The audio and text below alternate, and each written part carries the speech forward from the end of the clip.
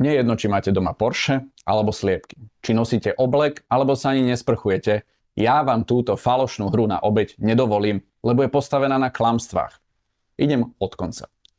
Krížová kontrola medzi FPU a Ministerstvom spravodlivosti odhalila 26 identických faktúr za to isté.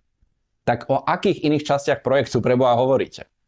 Normálne predstúpte pred ľudí a povedzte, či ste vyplatili, tak ako tvrdíte štátu, duplicitne, 5600 eur za živé vysielanie spoločnosti Filma, alebo ste tak urobili iba raz a druhých 2800 eur ste si pekne rozdelili medzi sebou.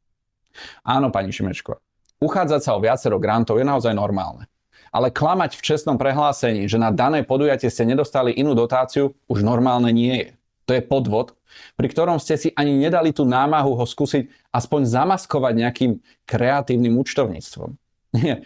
Vy ste bohorovne poslali Ministerstvu spravodlivosti na preplatenie tú istú faktúru s variabilným symbolom na Fond na podporu umenia.